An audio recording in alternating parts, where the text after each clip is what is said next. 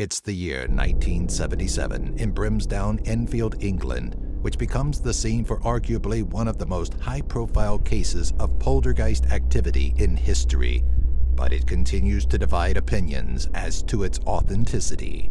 Skeptics point out obvious elements of fakery amongst the children, chiefly Janet, but advocates point out the number of inexplicable phenomena experienced by neutral observers, including policemen and reporters. The first sign of unusual activity came in August 1977, when the girl's mother phoned police complaining of knocking sounds and moving furniture in Janet's bedroom. Neighbors and passers-by had already witnessed some of the activity, and Peggy had become so frightened by what was happening that she ordered the children out of the house. The police were called, and they too said they heard knocking sounds, and one even reports seeing a chair slide across the room. Suspicious, but with no real evidence, they told her to contact local media outlets. Reporters, paranormal investigators, and priests started to arrive at the scene, and the case quickly became a national and international cause célèbre. During the next 18 months of intense scrutiny by investigators, especially Maurice Grouse from the Society for Psychical Research, over 2,000 unexplained events were recorded, including incidents of levitating children, demonic possession, loud noises, and moving furniture. Many say the haunting was an elaborate hoax put on by the family to gain fame and money from selling the story, but they also note certain happenings that simply didn't seem like they could be staged.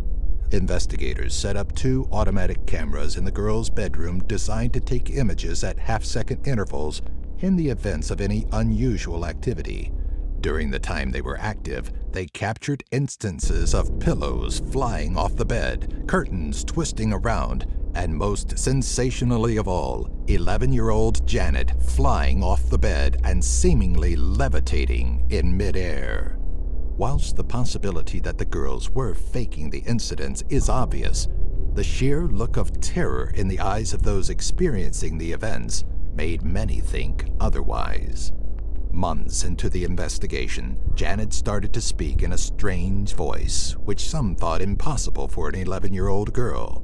The voice was husky and often foul-mouthed, and identified itself as Bill, a man who had died in the house some years prior. This was an event nobody in the Hodgson family claimed to have any prior knowledge of. Months later, a man by the name of Terry Wilkins came forward. Terry's father had lived in the Hodgson home years before and, according to Terry, had died of a hemorrhage in his favorite chair on the first floor. Extraordinarily, his name was Bill. Was this a lucky guess on the part of Janet, or was she really possessed by a restless spirit?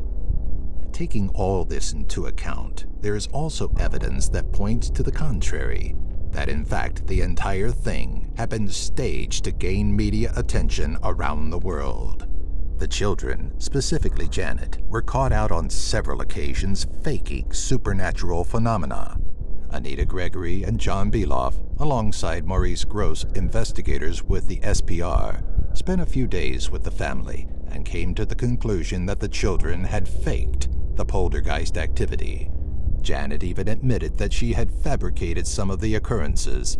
She was featured on the ITV News in 1980 admitting the fakery. Oh yeah, once or twice, just to see if Mr. Gross and Mr. Playfair would catch us, and they always did. Several skeptics have pointed out that Maurice Gross, the central figure in the investigation of the Enfield Poltergeist, was a troubled man at the beginning of the hauntings. Gross had lost his own daughter, also called Janet, in a motorcycle accident just a year before the Enfield hauntings had begun. The girls had also recently suffered upheavals, having just lived through their parents' divorce. An experience that is traumatic for all children. Did it precipitate the strange events that baffled the world? Who knows? If you have any ideas for future videos, please let us know in the comments below.